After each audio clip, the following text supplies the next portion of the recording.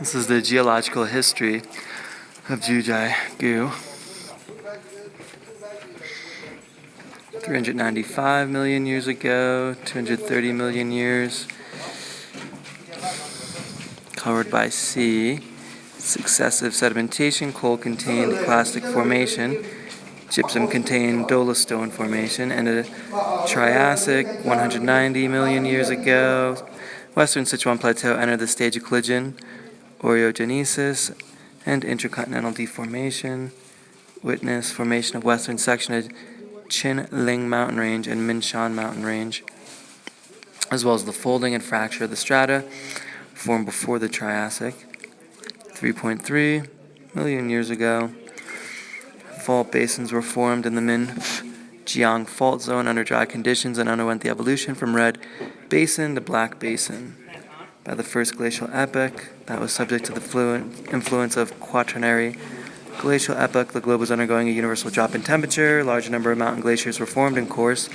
Later, with gradual warming of climate, gravel stratum of water lake facies, which is a phenomenon in the interglacial epoch, was formed at Jiuzhaigou.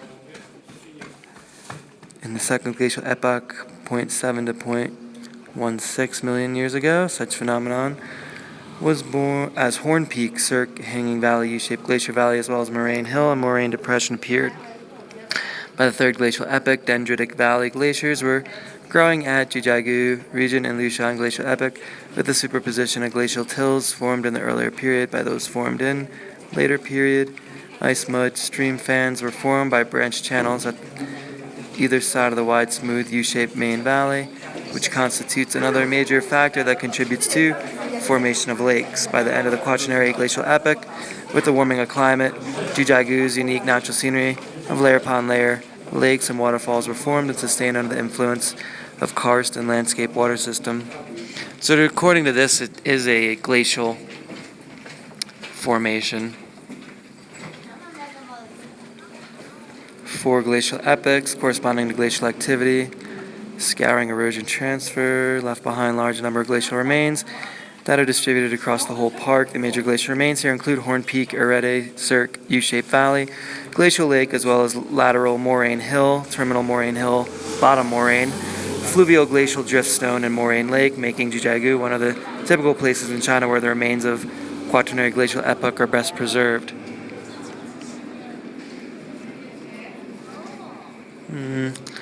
This is about plate tectonics and geological formations, some fossil record stuff, colorful karst landform. There's karstification at work in the whole course of Jiuzhaigou scenery creation.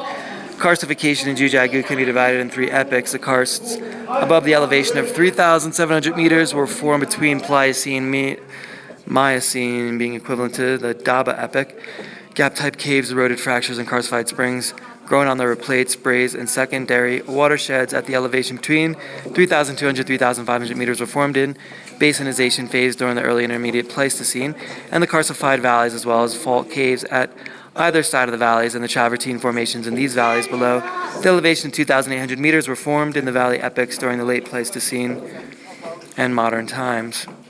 Besides the karst accumulated landform, which is dominated by above-mentioned scenery of layer upon layer lakes and waterfalls, there are also such landform types as exsolution lamellae, eroded crack cave, dry ditch, peak cluster valley, 12 limestone formed snow-topped peaks, and numerous rock peaks. In particular, have the Jiuzhaigou Valley decked up in most mysterious and magnificent manner.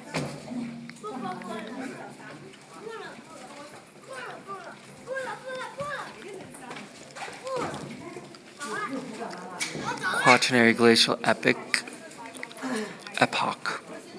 Jiuzhaigou Glacial Park underwent 4 glacial epochs corresponding glacial activities.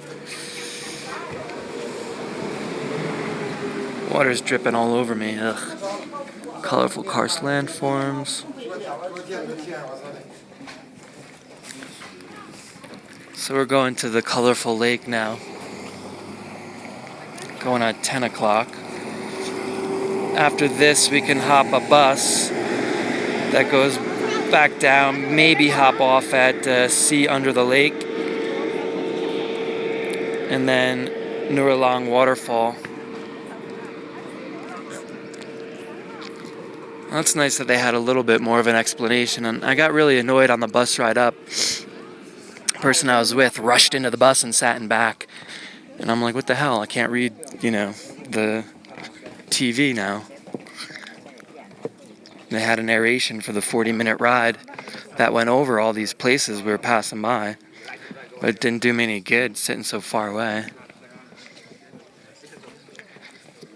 And you couldn't stand up. The bus driver would yell at you. Kind of retarded, actually. System. Maybe the bigger buses have a few more TVs. We went on one of the little small buses.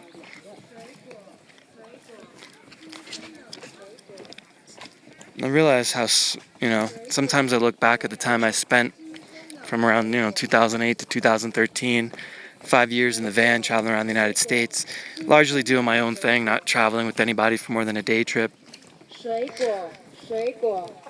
And I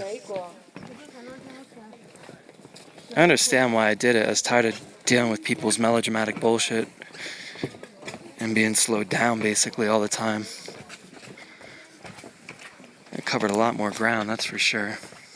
Not getting wrapped up in it. And then certain things too, like I would never have come to a destination like this in the rainy season at the height of the tourist season. I mean, when I went to Yellowstone, I waited till September when all the kids are back in school. And it's the best time of year to go. It's cool, colors are changing, leaves are changing color, golden aspen everywhere. And then you travel with the travel partner, they're like, well, that's when I can get my 2 weeks vacation. You're like, oh, okay, I guess we'll deal with the crowd. And rush up there, spend a day for a 10-hour. That's the thing, you take a 10-hour bus ride, spend 1 day here. And it's like, really would have liked to relax and enjoy it if I'm going to do that. But you can't do that if you're traveling with someone else who's on a schedule, and their schedule dictates your schedule, basically.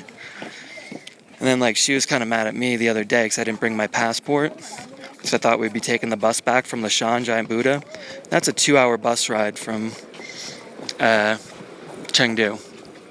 So we take the 2-hour bus ride, but of course we don't leave till 12:30 because she didn't get in from Beijing to Chengdu until 1:30 in the morning. So I'm like, all right, I'll let you sleep in, but then we leave late. And then we get there, and we would have had time to see everything, would have been fine. But when we get to the last part, I'm like, I think we need to turn right and go south a few hundred meters, walk this way, and we loop back. She's like, I don't think so. I'm like, well, let's ask them. She asked in Chinese, 3 different people, and they insist we need to take a bus the opposite direction, which is what we do.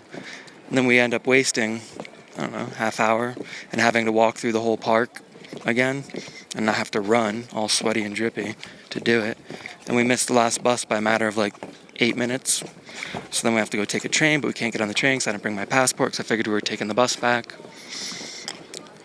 Because you can't get a train ticket without your passport. So,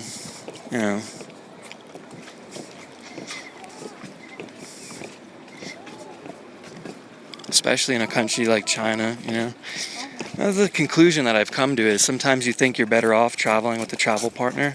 I don't know that you are, even in a country where you don't speak the language. If you have your shit together and you plan things out in advance, give yourself ample time to do things, then it doesn't really matter that you don't have a travel partner. You get a guidebook. Most people don't want to act like a translator all the time anyway. Puts a lot of pressure on them. You do your own thing. Better off. And pick and choose when you do things too. Not be like, well, this is my one day to do it. I remember when I was in Beijing, there were people there that were there for 3 days. They were there in Beijing for 3 days, and they're like, well, I'm going to go to the Great Wall today. And I'm like, oh my God, you're going today? You won't see anything. It's so poor visibility, and it'll be really bad for your health hiking. They had no choice. What are they going to do? They had to do it.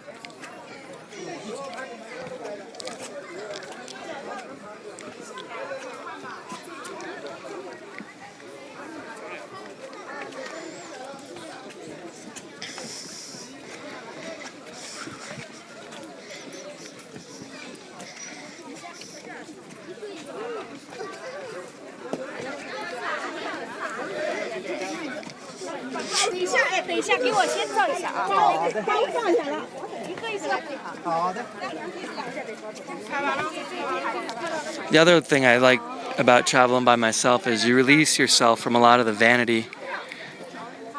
And like my friend's got a selfie stick and she's taking selfies all the time. It's like, ugh, I didn't get a good night's sleep to begin with. I really don't want to be taking pictures of myself all day, everywhere. Especially when I've got one day to enjoy it. I just kind of want to cycle through, you know? Get a sense of the place and not try to get like my next best Facebook photo.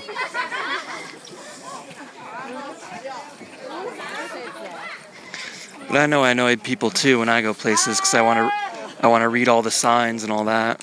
And most people just want to be like, oh, it's beautiful.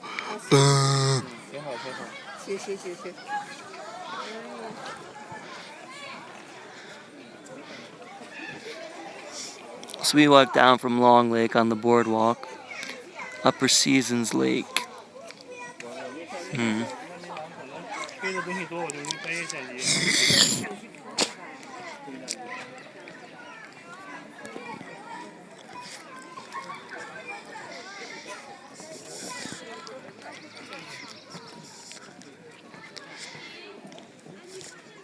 When I was at Zion National Park, I got real annoyed in the summertime. To get cut down on the traffic jams, they put in shuttle buses, but then every stop you would get off at, you'd walk around a little lake or something like this with a whole bunch of tourists. And you'd be like, really? This is a national park? My God, I weep for the future.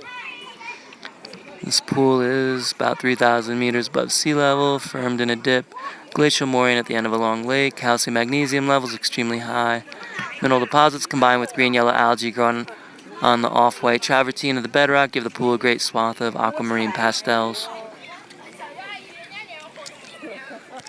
Yeah, it's important to point out that it's like a white canvas, the travertine. White-yellow canvas that allows the mineral colors to stand out. Whereas you can see if it's like, you know, everything was dark rock, you'd not have nearly as much color showing.